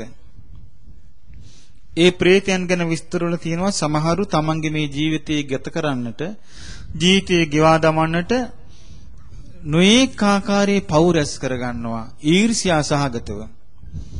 ඊර්ෂ්‍යා සහගතව නොඑක ආකාරයේ පව් රැස් කරගන්නවා. ඒ රැස් කරගෙන මරණයටපත් වෙනවා. එක දවසක් මුගලන් මහරහතන් වහන්සේට එක පෙරේතියක් මුණ ගැහුණා. මේ පෙරේති තමන්ම දරුවන් වදලා ඒ දරුවන් කන එකියක්. මුගලන් හාමුදුරන්ට මුණ ගැහිච්ච වෙලාවේ මේ පෙරේති ඇටසැකිල්ලක් වගේ හිටපු කටින් ලේවක් කරගෙන හිටපු තැනැත්තියක්. ඉතින් මුගලන් හාමුදුර ඇහුවා මේ කවුද ඔබ කියලා. අනේ ස්වාමීනි මම මනුස්ස ලෝකෙ හිටපු කෙනෙක්. මං ඔබ වහන්සේලා වගේම සැපසේ ජීවත් වෙච්ච කෙනෙක්. මගේම වරදින් මට මේ ඉරණම අයිති උනේ කිව්වා. මොකද කරගත්තේ කියලා ඇහුවා. ස්වාමීනි මම බොහොම දීපල හැතුව මනුස්ස ජීවිතය ගත කරපු කෙනෙක්. මට පුතාලා දෙන්නෙක් හිටියා. මේ පුතාලා දෙන්නගේ හයිය හිතට අරගෙන මම මගේ ස්වාමියාව හෙලා දැක්කා. මේ ස්වාමියා මට විරුද්ධව තව බිරිඳක් සරණ පාවාගෙන ආවා. ඒ බිරිඳට දරුවෙක් ලැබෙන්න ඉන්නකොට මට විශාල ඊර්ෂ්‍යාවක් ආවා. දැන් ඉතින් දීපල වස්තුව දෙකට බෙදෙනවා. දැන් ඉතින් මගේ දීපල වස්තුව දෙකට බෙදෙනවා. ඒක නෑ වළක්වන්න නම් මට කරන්න තිබෙන්නේ මේ දරුවා උපදින්න ඉස්සෙල්ලා මරණ එක. කියලා මේ දරුවා මැරෙන්න බෙහෙත් දුන්නා. මේ ඊට පස්සේ මොකද වුනේ? දරුවා ගබ්සා වෙලා විනාශ වුණා. ඊට පස්සේ ඒ ගෙදර පිරිස මේ තැනැත්තුවේ සැක කළා ළඟට අඬ ගහලා අහලා තිනවා තිගේ වැඩක් තමයි මේ ඇත්ත කියපන් තීනේද මේ කලේ කියලා. මෙයා දිවුරා කියලා තිනවා අනේ මම මේ වගේ දේවල් කරනවද? මම කවදාවත් ඔහොම කරන්නේ නැහැ. මං ඔහොම කරනවා නම් උපනුපන් ආත්මවල මං දරුවන් වදා කණේ කියක් වෙන්න ඕන කියලා ශාප කරගත්තා. ඉතින් මුගලන් හාමුදුරන්ට කියනවා ස්වාමීනි මං ඒ නිසා අද මං ඒ ශාපෙ විඳිනවා. මට උදේට දරුවෝ 5ක් හම්බ වෙනවා මම 5ම කනවා. ඉවස ගන්න බැරි බඩගින්න නිසා. ඊළඟට හවසට 5ක් දරුවෝ ලැබෙනවා. ඒ 5ත් කනවා. මා හිතන්නේ ඔබ දැකලා ඇති මේවේ සත්‍ය බව. අපි දැකලා තියෙනවා බැලලියන් දරුවන් වදලා. හොඳට කන්න බොන දින බැලලියන් කෑම තිබෙද්දී තමන්ගේම දරුවන් කාලා දානවා. සමහර බැල්ලියන් ඉන්නවා දරුවන් වදලා ආහාර පාන තිබෙද්දී කාලා දානවා. තමන් වදන්නව දරුවන් කාලා දානවා. මේ අර සංසාරේ ඒ ආත්මවල පුරුදු වෙච්ච දේවල් තමයි මේ ගෙනියන්නේ. මේ බලන්න මේ සැප හොයාගෙන ගිහිල්ලා අන්තිමට කොහෙද නතර වෙන්නේ? තමන් මහන්සියෙන් හම්බ කරපු දේවල් ඔක්කොම අතහැරලා තමන් පෙරේත ලෝකෙ උපදිනවා. වෙන කෙනෙක් ඒ වස්තුව පරිහරණය කරනවා. පුළුවන් කාලේ දාන ආදී පින්කම් කරන්නෙත් නැහැ. බණ භාවනා කරගන්නෙත් නැහැ. මේ නිසා බුදුරජාණන් වහන්සේ වදාලා මේ සංස්කාර අනිත්‍යමයි. සංස්කාර අනිත්‍යමයි. ඒ නිසා අපි රජවරු වෙලා සංසාරේ කල් ගෙවන්න ඇති. සිටුවරු වෙලා සංසාරේ කල් ගෙවන්න ඇති. අන්ත දුගී දුප්පතුන් වෙලා සංසාරේ කල් ගෙවන්න ඇති. මේ වගේ නොඑක ආකාර දුක් විඳ යනවා. අපි මෙයට ඇලුම් කරපු නිසාම ආසා කරපු නිසාම අවබෝධ නොකරපු නිසාම අපිට ඒවම ආපව ලැබෙනවා. පින්වතුනි ඒ නිසා බුදුරජාණන් වහන්සේගේ ධර්මයේ දකින්න කැමති එක්කෙනා එයා මේ සංසාරයට කලකිරෙන කෙනෙක්. එයා මෙරි මෙරි ඉපදි යන ගමනට කලකිරෙන කෙනෙක්. මෙරි මෙරි ඉපදි යන ගමන තේරුම් ගන්නා කෙනෙක්. බුදුරජාණන් වහන්සේ වදාළේ යම් කිසි කෙනෙක් මනුස්ස ලෝකේ උපදිනවා නම් ඒ මනුස්ස ලෝකේ උපන් එක්කිනා මනුස්ස ලෝකෙන් මැරිලා ගිහින් ආයෙත් මිනිස් ලෝකෙට එනවා නම් ඒ අය නියපොත්තට ගත්තු පස් ප්‍රමාණයයි. මනුස්ස ලෝකේ ජීවත් වෙච්ච එක්කෙනෙක් මැරිලා ගිහින් අපායේ උපදිනවා නම්, තිරිසන් වුණ වෙලා උපදිනවා නම්, പ്രേත ලෝකේ උපදිනවා නම් ඒ පිරිස මහ පොළොව වගේ විශාලයි කියලා. එහෙනම් අපිට පේනවා පින්වතුනි මිනිස් ලෝකේ ජීවත් වෙන බොහෝ දෙනෙක් මරණයටපත් වෙලා සුගතියේ උපදින්නේ. මිනිස් ලෝකේ ඉන්න බොහෝ දෙනෙක් මරණයටපත් වෙලා අපායේ උපදිනවා. මේ මනුස්ස ජීවිතය අහිමි වෙන තැන හොයන්න බෑ. ඒ තරම්ම මේ මනුස්ස ජීවිතේ අපේ ආයුෂ ගෙවිගෙන යන්නේ පායන කාලෙට සිඳීගෙන යන දොලක් වගේ. පායන කාලෙට සිඳීගෙන යන දොල අපි බලාගෙන ඉන්න වේගෙන් හිඳිලා යනවා. අන්න ඒ වගේ කියනවා මේ ආයුෂ ගෙවිලා යන්නේ. දැන් ඔන්න අද උදේ ඉර පෑවුවා. හවස් වෙනකොට ඉර බැස යනවා. අපේ ආයුෂ කොටසක් ගෙවෙනවා. රාත්‍රියට කරවල වෙනවා. එළි වෙනකොට අපේ ආයුෂ කොටසක් ගෙවෙනවා. ආයෙ ඉර නැගෙනවා. හවස් වෙනකොට අපේ ආයුෂ තව කොටසක් ගෙවෙනවා. මේ වගේ තමයි අපි කෙමෙන් අපි උපන්න අපේ ආයුෂ ගෙවි යන්නේ. බුදුරජාණන් වහන්සේ වදාළා ඒ නිසා මේ සංස්කාර අවබෝධ කරගන්න ඕනේ. මේ චේතනා පහල කර මේ කර්ම රැස් කරන්නේ. ඒක සිද්ධ වෙන්නේ 35%න්මයි. කර්මය කියලා කියන්නේ නිත්‍ය දෙයක් නෙවෙයි. කර්මය කියලා කියන්නේ අනිත්‍ය දෙයක්. පින්වතුනි අපි පුණ්‍ය කර්ම කරනවා. නිත්‍ය නෑ අනිත්‍යයි. පාප කර්ම කරනවා අනිත්‍යයි. ඊළඟට පින්කම් ඒ වගේම පාප කර්ම යෝගී සමාධි භාවනා ආදී කළ කර්ම රැස් කරන ඒවත් අනිත්‍යයි. මේ කර්ම විපාක දෙන ආකාර තියෙනවා. බුදුරජාණන් වහන්සේ වදාළ ඇතැම් කර්ම මෙලොවදී විපාක දෙනවා. ඒකට කියන්නේ ditta ධම්ම වේදනීය කියලා. ඇතැම් කර්ම ඊළඟ ජීවිතයේදී විපාක දෙනවා. ඒකට කියන්නේ උපපජ්ජ වේදනීය කර්ම කියලා. ඇතැම් කර්ම කවදා හරි දවසක කවුරුවත් දන්නේ නැහැ ඒක. කවදා හරි දවසක විපාක දෙනවා. හොඳට ඔබ තේරුම් ගන්න මේවා අපි ඒවා මේ ජීවිතෙත් විඳිනවා. මං හොඳට දකින්න ඒක සමහරු සීල් ගන්න හරිය කැමති. සීල් ගන්න සූදානම් වෙනකොට මොකක් හරි කරදරයක් හදාගෙන වැටෙනවා. බලකිනවා ඒක. සමහරු භාවනා කරන්න හරිය කැමති. භාවනා කරන්න ගියාම මොකක් හරි අසනීපයක් හදාගෙන වැටෙනවා. භාවනා කරගන්න බෑ ආපහු හැරිලා එනවා. සමහරු කැමති ධර්ම ඉගෙන ගන්න හදනවා මතක හිටින්නේ නැහැ. සමහරු ධර්මයේ හැසිරෙන්න හදනවා මොකක් හරි කරදරයක් හදාගෙන වැටෙනවා ධර්මයේ හැසිරෙන්න බැරුව යනවා. තව සමහරු ඉන්නවා සිල් ගන්න අදහසක් තිබුණේවත් නෑ යාගේ හිතේ. යාළුවෝ මේකතු කරගෙන ගිහිල්ලා ඇඳුම් අරන් දීලා සිල් ගන්න එක්කගෙන යනවා. එයා අපිට ඇවිල්ලා කියනවා අනේ මම හිතුවත් නැති දෙයක් මේ යාළුවා මා මේකට යොමු කළා. මම පුදුම විදිහට මේක පුරුදු කරගෙන ගියා කියනවා. සමහරු භාවනා ගැන කල්පනා කළා නෑ. භාවනා කරන්න ඕනේ කියලා හිතලා නෑ. දන්නේ නෑ. අහම්බෙන් යනවා. ගිහිල්ලා භාවනා කරන්න පටන් ගන්නකොට හිත තැම්පත් වෙන්න පටන් ගන්න එකපාරටම. එයායි කියනවා අනේ ස්වාමීනි මම හිතුවත් නෑ මෙච්චර දෙයක්. මගේ හිත පුදුම විදිහට තැම්පත් වෙනවා දියුණු වෙනවා කියලා. සමහර කියනවා ස්වාමීනි මට මේ සූත්‍ර කියවනකොට බුද්ධ දේශනා කියවද්දි මට අවබෝධ වෙනවා. මේ මොකද්ද මේ වෙනස?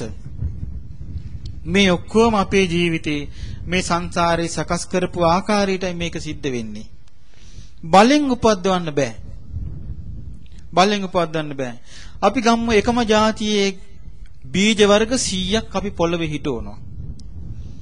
නමුත් මේ හිටවනකට එකම ආකාරයට ඒ බීජ පැලවෙන්නේ නැහැ. සමහර බීජ ඉක්මනට පැලවිලා ඉක්මනට පලහට ගන්නවා, සමහර ඒවා ප්‍රමාද වෙලා පලහට ගන්නවා. සමහර ඒවා හොඳට පලහට ගන්නවා, සමහර ඒවා අඩුවෙන් පලහට ගන්නවා. මේ වගේ තමයි සංසාරේ කරන ලද කර්මානුරූපව තමයි අපිට මේ කය ලැබිලා තියෙන්නේ. සංසාරේ කරන ලද කර්මානුරූපව තමයි අපිට මේ විඳීම් ලැබෙන්නේ. කර්මානුරූපව තමයි මේ සංඥා සංස්කාර විඥානයේ ක්‍රියාකාරීත්වය තියෙන්නේ. නමුත් මේක අනිත්‍ය උදයක්. මේ විඳවල අවසන් වෙන දෙයක්. අපි යලි යලි සකස් කරන්නේ නැත්නම් යලි යලි හැදෙන්නේ නැහැ. යලි යලි හැදෙන්නේ නැහැ. ආයෙත් වගා කළොත් ආයෙත් අස්වැන්නක් තියෙනවා. ආයෙත් වගා කළේ නැත්නම් ආයෙත් අස්වැන්නක් නැහැ. නැවත නැවත තෙල් දැම්මොත් පහන නොනැවතී දැල් වෙනවා. පහනට තෙල් වැටි දාන්න නැත්නම් තියෙන තෙල් වැටි ඉවරුනාම පහන නිවිලා යනවා. මේ වගේ තමයි මේ කර්ම. මේ කර්ම අවසන් වෙනවා අපි ආර්ය අෂ්ටාංගික මාර්ගයේ ගමන් කරපු දවසට.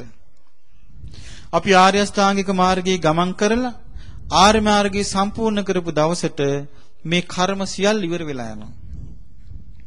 ඒ විතරක් නෙමෙයි අපි මේ රූපය අර පස් ආකාරයෙන් අවබෝධ කරගත්තොත්, අපි මේ විඳීම පස් ආකාරයෙන් අවබෝධ කරගත්තොත්, අපි මේ සංඥාව පස් ආකාරයෙන් අවබෝධ කරගත්තොත්, මේ සංස්කාර පස් ආකාරයෙන් අවබෝධ කරගත්තොත්, විඥානය අවබෝධ කරගත්තොත් සතර අපාය උපදින සියලු කර්ම අහෝසි වෙලා යනවා. කවදාවත් යා සතර අපාය උපදින්නේ නැහැ. කවදාවත් නිරේ උපදින්නේ නැහැ. තිරිසන් අපාය උපදින්නේ නැහැ. പ്രേත ලෝකෙ උපදින්නේ නැහැ. එයා බුදුරජාණන් වහන්සේගේ ශාසනයේ ධර්මයේ දකින්න කෙනෙක් වෙනවා. බුදුරජාණන් වහන්සේ වදාලා ඒ නිසා මේ සංස්කාර අවබෝධ කරන්න ඕනේ. සංස්කාර අවබෝධ කරන්න ඕනේ. සංස්කාරයන්ගේ හට ගැනීම අවබෝධ කරන්න ඕනේ. සංස්කාරයන්ගේ ආස්වාදය අවබෝධ කරන්න ඕන. සංස්කාරයන්ගේ ආදීනවය අවබෝධ කරන්න ඕනේ. සංස්කාරයන්ට නොඇලී සංස්කාරයන්ගේ නිස්සරණය අවබෝධ කරන්න ඕනේ. මේ විදිහට පස් ආකාරයට අවබෝධ කළොත් සංස්කාර මම කියලා ගන්නෙත් නෑ. මගේ කියලා ගන්නෙත් නෑ. ආත්ම දෘෂ්ටියෙන් ගන්නෙත් නෑ. පින්වතුනි මේ ලෝකේ යම්තාක් යථාර්ථවාදී නොවන මේ අනිත් සියලුම ආගම් බුදුරජාණන් වහන්සේගේ ධර්මයේ හැර අන් සියලු ආගම් රූපයට මුලා වෙනවා. විදීමට මුලා වෙනවා. සංඥාවට මුලා වෙනවා. සංස්කාර වලට මුලා වෙනවා. විඥාණයට මුලා වෙනවා. විඥානේ දන්නේවත් නැහැ. දේවමැවිල්ලක් කියලා රැවටෙනවා. බුදුරජාණන් වහන්සේ වදාළ මේ විඥානේ ඇසී හට ගන්නවා. විඥානේ කනේ හට ගන්නවා. විඥානේ නාසයේ හට ගන්නවා. විඥානේ දිවේ හට ගන්නවා. විඥානේ කයේ හට ගන්නවා. විඥානේ මනසේ හට ගන්නවා. ඉතින් බුදුරජාණන් වහන්සේ වදාලා විඥානේ අවබෝධ කරගන්න කියලා විඥාකාරයක් වගේ. හතරමං හන්දියේක විඥා පෙන්නකොට මේ විඥා දිහා බලාගෙන ඉන්න කෙනා මේ විඥාවට රැවටෙනවා. ඒ වගේ පින්වතුනි අපේ ඇහි හට ගන්නවා විඥානේ. අපිට තේරෙන්නේ නැහැ මේක. අපි රැවටෙනවා. කනේ හට ගන්නවා විඥානේ. අපි මේකටත් රැවටෙනවා. නාසය හට ගන්නවා විඥානේ. මේකටත් අපි රැවටෙනවා. දිවේ හට ගන්නවා විඥානේ. මේකටත් රැවටෙනවා. කය හට ගන්නවා විඥානේ. මේකටත් රැවටෙනවා. මනස හට ගන්නවා විඥානේ. මේකටත් රැවටෙනවා. රැවටෙන්නේ කොහොමද? අපි විඳීම ගැන ආසා කරනකොට වැඩෙන්නේ විඥානේ කියලා අපි දන්නේ නැහැ. සංස්කාර වලට ආසා කරනකොට වැඩෙන්නේ විඥානේ කියලා අපි දන්නේ නැහැ. සංඥාවට ඇලුම් කරනකොට වැඩෙන්නේ විඥාන කියලා අපි දන්නේ නැහැ. ඉතින් පින්වතුනි අපි විශේෂයෙන්ම අවබෝධ කරගන්නට ඕනේ මේ විඥානයේ වර්ධනය වෙන එකයි. විඥානේ වැඩෙනවා කියලා කියන්නේ උපතක් කරා යනවා කියන එක. එතකොට පින්වතුනි උපතක් කරා යන්න නම් විඥානේ වැඩෙන්න ඕන. විඥානයක් වැඩෙන්නේ නැත්නම් උපතක් කරා යන්නේ නැහැ. විඥානේ වැඩෙන්නේ ආසාව නිසා. මුලාව නිසා.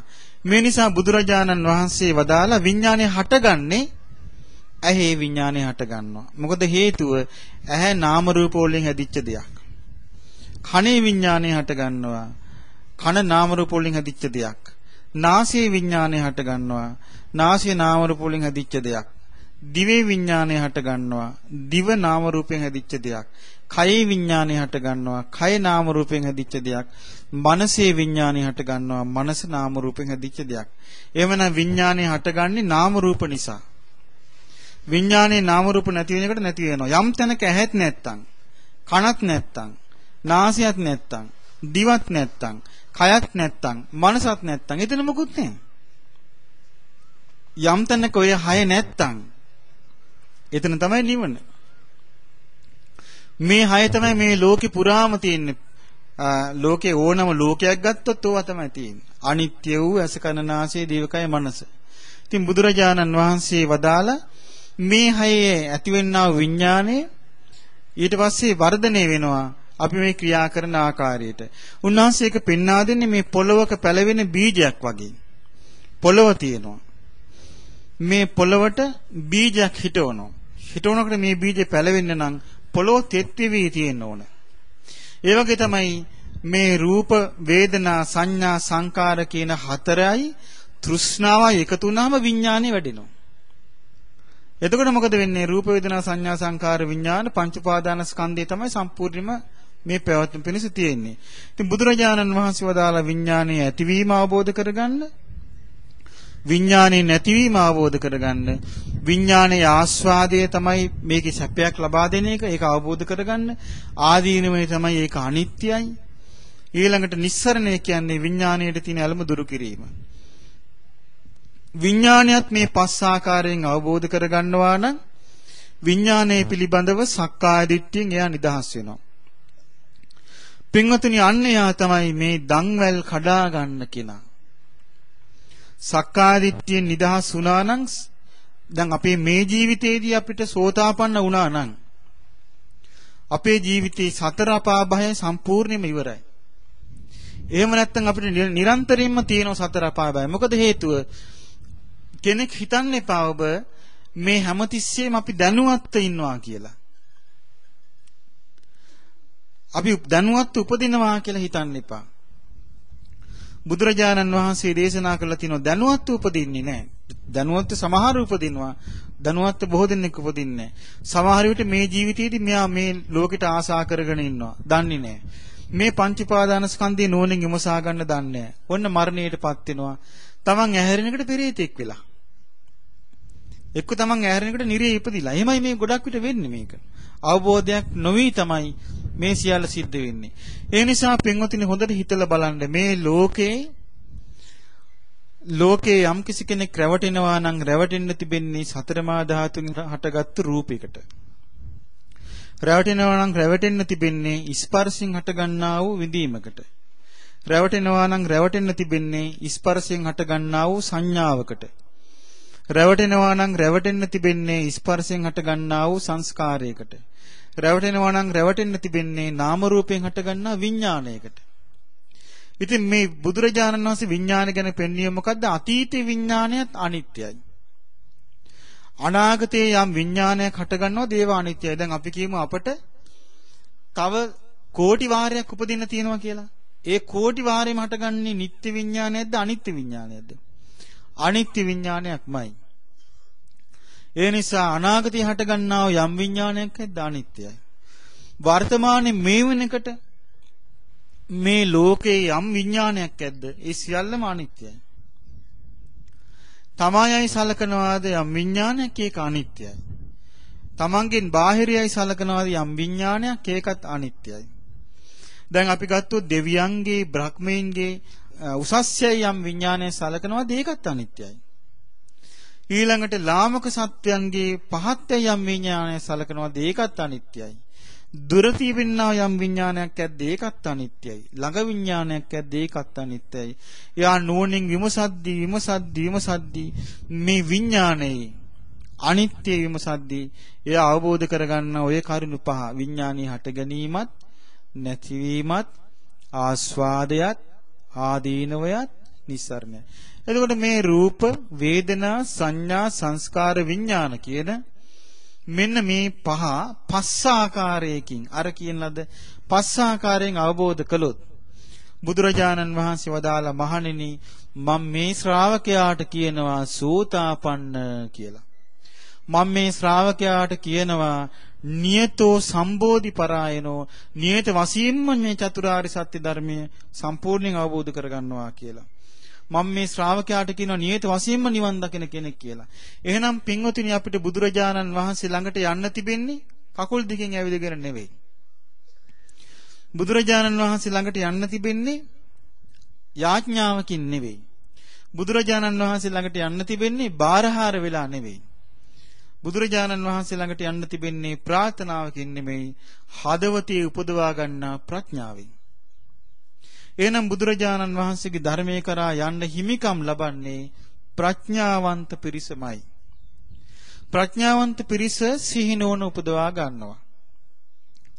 ප්‍රඥාවන්ත පිරිස නුවණින් විමසනවා මේ රූප වේදනා සංඥා සංකාර විඥාන ගැන. ප්‍රඥාවන්ත පිරිස මේ ජීවිතය අවබෝධ කරගන්න කල්පනා කරනවා. ප්‍රඥාවන්ත පිරිසව රවට්ටන්න බෑ. ප්‍රඥාවන්ත පිරිසව මුලා කරවන්න බෑ. ප්‍රඥාවන්ත පිරිස ඕනම දුෂ්කරතාවයක් මැද්දේ සිහිය පවත්වන්න දක්ෂ වෙනවා. මේ නිසා පින්වතුනි මේ සංසාරයේ දුක් දිහා බලනකොට මේක අපිට ඉහැටි පස්සියක් නෙමෙයි. නමුත් අපි දැන් අපේ ජීවිතේ ගත්තොත් අද අපි මේ අවුවේ ඉන්නවා. නමුත් මේ අපි අවුවේ ඉන්නේ මීට වඩා වටිනා දෙයක් ලබා ගන්නයි. දැන් අපි දන්නවා සමහර දවස්වලට මිනිස්සු මේ දේශපාලන රැස්වීම් වලට යනවා. දහස් ගාණක් ගිහිල්ලා අවකාශයේ පිච්චි ඉන්නවා. කිසිම ජීවිත අවබෝධයක් ලබන්නේ නැහැ. කිසිම ජීවිත අවබෝධයක් ලබන්නේ නැහැ. ජීවිතය ගැන කිසිම දෙයක් තේරුම් ගන්න නැහැ. සමහරට නූපන් දේශයේ උපදිනවා. සමහරට උපන් දේශයේ වැඩි වෙනවා. නමුත් පින්වතුනි මෙතනදී එහෙම එකක් නැහැ. මෙතනදී තිබෙන්නේ මොකද්ද? අපිට ටික ටික ජීවිතය ගැන තේරුම් යනවා. ඒ නිසා බුදුරජාණන් වහන්සේ දේශනා කළේ මේ රූපේ පස් ආකාරයට අවබෝධ කරනවා නම් එයා සෝතාපන්න වෙච්ච කෙනෙක්.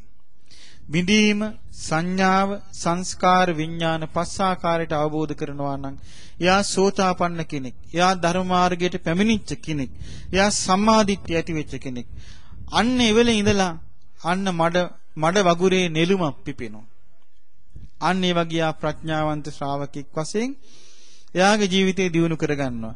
ප්‍රඥාවන්ත ශ්‍රාවකයා මුලාවට පත් කරවන්න බෑ. රවට්ටවන්න බෑ. වංචාවකින් ප්‍රයෝගයකින් හසු කරන්න බෑ. මොකද පින්වතුනි මම එහෙම කියන්නේ මුලාවට පත් කරන අය ඉන්නවා. මේ ලෝකයේ තිබෙන්නේ දැන් මේ සම්පූර්ණයෙන්ම ගත්තොත් මේ ලෝකයේ සම්පූර්ණයෙන්ම ලෝකයේ අධිපති භාවයේ පවත්වන්නේ මේ ලෝකේ යම්කිසි තනතුරක් දරන එක්කෙනෙක්. ඒ තනතුර තමයි මායයා කියලා කියන්නේ. මායයා තමයි මේ ලෝකයේ අධිපති භාවයෙන් ඉන්නේ. ඉතින් මේ ලෝකේ කලින් කලට මායයා නොඑක් වේස අරගෙන මෞංකාරයා හැටියට පෙනී හිටිනවා. ඊට පස්සේ යන්නේ මාර බලවේගී විසින් මේ ලෝකේ පාලනය කරනවා. ඒ මායයා විසින් වැහෙනවා මේ ධර්මයේ හැසිරෙන්නේ නැති අයට. ධර්මයේ සීකරන්නේ නැති අයට. වැහිලා මොකද කරන්නේ? මේ ධර්ම මාර්ගයේ හැසිරෙන අය වෙනස් කරන්න කල්පනා කරනවා. එතකොට අපි කල්පනා කරන්න ඕනේ මේක නම් මාර බලවේගයක්. මේක නම් මාර බලවේගයක්. මොකද හේතුව? බුදුරජාණන් වහන්සේගේ ශ්‍රාවකයා අනිත්‍ය දේ අනිත්‍ය වශයෙන් දකින කෙනෙක්. ඒ වගේම දුක් දේ දුක් වශයෙන් දකින කෙනෙක්, අනාත්ම දේ අනාත්ම වශයෙන් දකින කෙනෙක්, පංච පාදානස්කන්ධයේ නියමාකාරයට අවබෝධ කරගන්නා කෙනෙක්. ඒක අපි හොඳට තේරුම් ගන්න ඕනේ. එක්තරා අවස්ථාවක මාර්යාට ඕන වුණා මේ බුදුරජාණන් වහන්සේගේ ශ්‍රාවකයන්ගේ ධර්ම මාර්ගය විනාශ කරන්න. කකුසඳ බුදුරජාණන් වහන්සේගේ කාලේ. ඊනෝසේ මාර්යා මොකද කළේ? ගම්වල සියලුම සෙනඟට වැහුණා. වැහිලා භික්ෂුන් වහන්සේලා පාරේ යනකොට නිନ୍ଦා අපහාස කරන්න ගත්තා. මෙන්න මේ මුඩු මහණෝ යනවා. මෙන්න යනවා මේ මහා බ්‍රහ්මයාගේ යටිපතුලින් ඉපදිච්ච යනවා කියලා බනින්න පටන් ගත්තා. බුදුරජාණන් වහන්සේට භික්ෂුන් වහන්සේලා ගිහිල්ලා කියනවා ස්වාමීනි භාග්‍යවතුන් වහන්සේ අපි මේ මිනිස්සුන්ට කිසි වරදක් කළේ නැහැ. අපි මේ මිනිස්සුන්ට කිසි දෙයක් දොස් කිව්වෙත් නැහැ. නමුත් මේ මිනිස්සු අපිව දකින්න ගානේ බනිනවා. බුදුරජාණන් වහන්සේ වදාලා පින්වත් මහණෙනි ඔය මාරාවේශයක්. ඔබ දැන් කරන්න තියෙන මෙච්චරයි. ඔබ මෛත්‍රියම වාසය කරන්න, මෛත්‍රියම පතුරවන්න කිව්වා. මෛත්‍රිය පතුරවගෙන යනකොට මාරයා කල්පනා කළා එනම් මේගොල්ලන්ව මේ ක්‍රමයට ධර්ම මාර්ගයෙන් වෙනස් කරන්න බැරි වුණා. ඒ නිසා ඒ මාරයා කල්පනා කළා මේ භික්ෂුන් වහන්සේලා යනකොට දුටු තැන සත්කාර සම්මාන කරන්න ඕනේ කියලා. මිනිස්සුන්ට වැහෙන්න පටන් ගත්තා. මේකට මේගොල්ලන් අල්ලන්න ඕනේ කියලා හිතලා. ඊට පස්සේ මොකද කළේ? මේ සත්කාර සම්මාන කියලා කියන්නේ හරියටම තේරුම් ගත්තේ නැත්තම් නොමග යන දෙයක්. ලාභ සත්කාර කීර්ති ප්‍රශංසා කියන්නේ අවබෝධ කරගත්තේ නැත්තම් රැවටෙන දෙයක්. ඉතින් බුදුරජාණන් වහන්සේට භික්ෂුන් වහන්සේලා ගිහිල්ලා කිව්වා ස්වාමීනි භාග්‍යවතුන් වහන්සේ හරි පුදුමයි. අර බැනපු මිනිස්සු දැන් අපිට සලකන්න පටන් ගත්තා. බුදුරජාණන් වහන්සේ වදාලා මහණෙනි ඔබ මෛත්‍රිය වඩුවාට මිනිස්සු මේ පැහැදිලා නෙමෙයි. මේ සලකන්නේත් මාරාවේශයකින්මයි. මේ සලකන්නේ මොකටද? ඔබ මේ සලකීමට ග්‍රහණය කරගෙන ධර්මයෙන් ඈත් කරන්නයි. ඒ නිසා මේ ලාභ සත්කාර කීර්ති ප්‍රශංසා අනිත්‍ය වශයෙන් වඩන්න කිව්වා. ඊළඟට මොකද කළේ? ලාභ සත්කාර කීර්ති ප්‍රශංසා අනිත්‍ය වශයෙන් වඩනකට අහු වෙන තැනක් නැහැ. ධර්ම මාර්ගයේ දියුණු කරගෙන ගියා සංසාරයෙන් ඈතර වුණා. මේකෙන් අපිට පේනවා පින්වත්නි මේ ධර්ම මාර්ගයේ දියුණු කිරීමේදී ලොකු අදිෂ්ඨානයක් ඕනේ. ලොකු අවංක බවක් ඕනේ. හෘද සාක්ෂියට එකඟව කටයුතු කරන්න පුළුවන් කමක් ඕනේ. හදවතට එකඟව කතාබස් කරන්න පුළුවන් කමක් ඕනේ. පිරිසිදු ජීවිතයක් දියුණු කර ගැනීමේ පිරිසිදු අපේක්ෂාවක් ඕනේ. ප්‍රඥාවන්ත කෙනෙක් වෙන්න ඕන. මෙන්න මේ ලක්ෂණ තියෙන කෙනා මේ ධර්මය දියුණු කර ගන්නවා. බුදුරජාණන් වහන්සේගේ ධර්මයේ දියුණු කර ගන්නවා. දියුණු කරගන්න තියෙන්නේ පින්වත්නි කොහොමද? මේ ඇසූ ධර්මයේ නිතර මානසිකාර කරන්න ඕනේ. මෙනෙහි කරන්න ඕනේ. මෙනෙහි කරනකොට තමන්ගේ ජීවිතේ ටික මේ ධර්මයේ තේරෙන්න පටන් ගන්නවා. අවබෝධ වෙන්න පටන් ගන්නවා. එතකොට පින්වත්නි ඔබ තුල ශ්‍රද්ධාව පිහිටන්න පටන් ගන්නවා. වීරිය ඇති වෙනවා. ඒ වගේම සීනුවන පිහිටන්න පටන් ගන්නවා.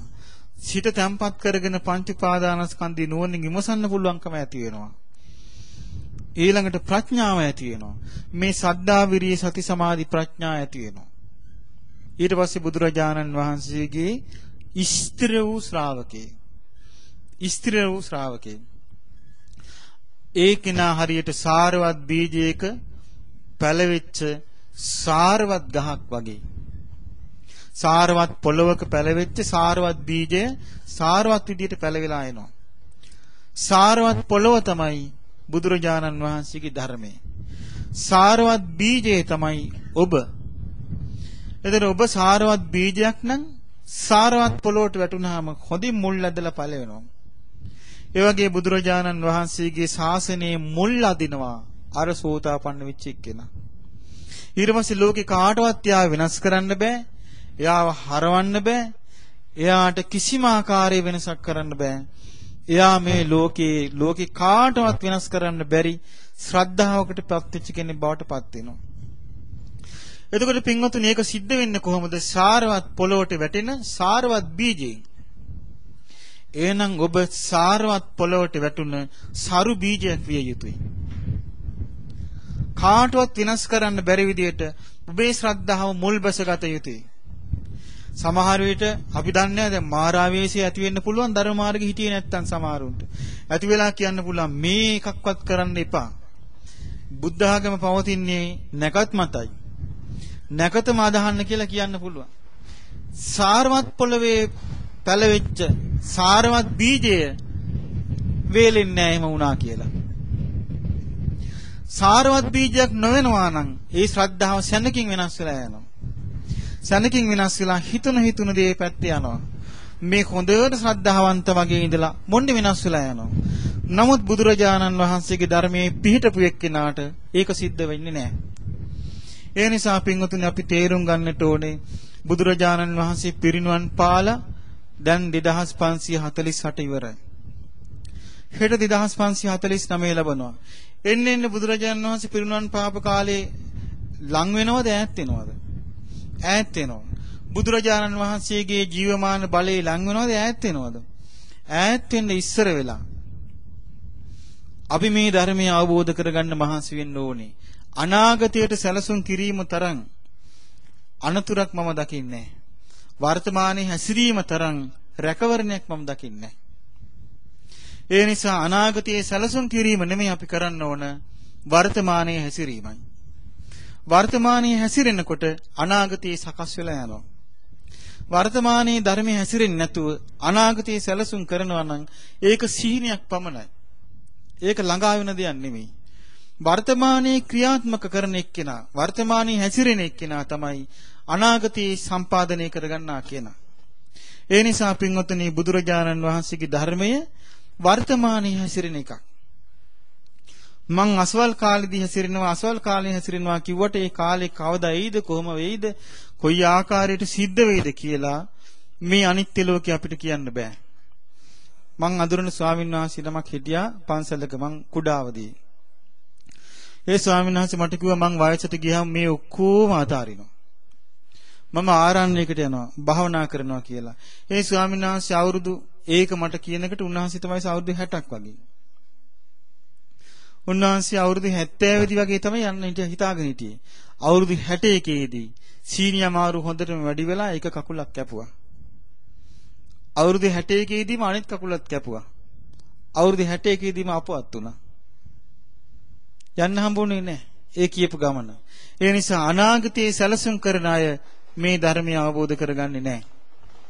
වර්තමානයේ ධර්මයේ හැසිරෙන එක්කිනා ධර්මය අවබෝධ කරගන්නවා. ඒ නිසා පින්වතුනි හැම මොහොතේම ඔබ ඉඩ ලැබෙන හැම මොහොතේම සිහියෙන් ඉඳගෙන මේ රූප උපාදානස්කන්ධය අනිත්‍ය වශයෙන් බලන්න. විඳීම අනිත්‍ය වශයෙන් බලන්න. සංඥාව අනිත්‍ය වශයෙන් බලන්න. සංස්කාර අනිත්‍ය වශයෙන් බලන්න. විඥානය අනිත්‍ය වශයෙන් බලන්න. මම නෙවෙයි, මගේ නෙවෙයි, මගේ ආත්මෙ නෙවෙයි කියලා අනිත්‍ය වශයෙන් බලන්න. තමා නොවන දෙය මේ විනාශ වෙලා යන හැටි හොඳට අනිත්‍ය වශයෙන් බලන්න.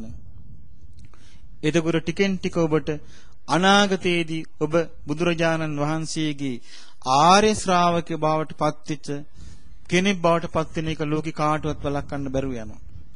ඒ නිසා පින්වතුනි බුදුරජාණන් වහන්සේගේ ධර්මය ශ්‍රී බුද්ධ වර්ෂ 2549 ලබද්දී අපි මේ දිනු කරගන්නේ. ඊළඟට මේ වෙලාවේ මේ අවුව තියෙනවා. මේ අවුවට බැරි වුණා. මේ ඡණ්ඩ හිරු රැසට බැරි වුණා ඔබේ ශ්‍රද්ධාව වෙනස් කරන්න. මේ ඡණ්ඩ හිරු රැසට බැරි වුණා ඔබේ අවධානය වෙනස් කරන්න. එහෙනම් ඔබ බලන්න හිරු එළියට වඩා බලවත් මොකද්ද? ඔබේ ශ්‍රද්ධාවයි. මේ හිරු එළියට වඩා බලවත් මොකද්ද? ඔබේ අදිෂ්ඨානයයි. මේ හිරු එළියට වඩා බලවත් මොකද්ද? ඔබේ කැපවීමයි. මේ නිසා ඔබ තමයි බුදුරජාණන් වහන්සේගේ ශ්‍රාවකත්වයේ හිමි වෙන අය. ඒ නිසා ඔබ අදිෂ්ඨාන කරගෙන ලබන 2550 ලබද්දී අපි තව පිරිසක් ඔබ එක එක්කෙනා ඔබ බුදුරජාණන් වහන්සේගේ ශ්‍රාවක දරුවන් බවට මේ බුද්ධ රාජ්‍යය තුල නිවන් අවබෝධ කරන පිරිස තව ඔබ මේකට එකතු කරගන්න ඕනි. දුක් විඳිනා වූ අසරණ අයව ඔබ මේ ධර්මයට කැඳවා ගන්න ඕන. එක එක්කෙනා කරගන්න ඕනේ.